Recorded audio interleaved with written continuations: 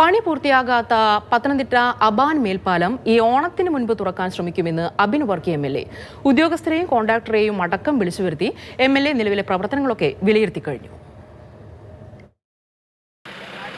1.5 വർഷത്തിനകം പണി തീർക്കുമെന്ന് പറഞ്ഞു തുടങ്ങിയെങ്കിലും പത്തനംതിട്ട അബാൻ മേൽപ്പാലത്തിന്റെ നിർമ്മാണം നീണ്ടുപോവുകയായിരുന്നു.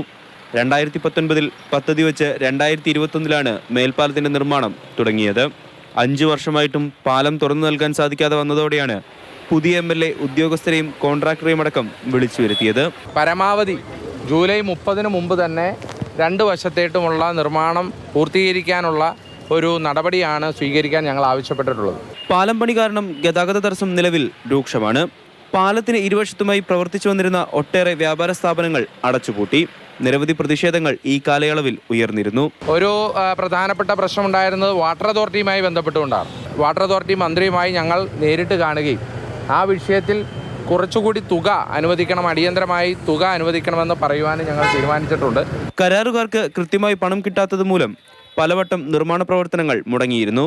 നിയമപ്രശ്നങ്ങളുണ്ടെങ്കിൽ പരിഹരിക്കുമെന്നും MLA.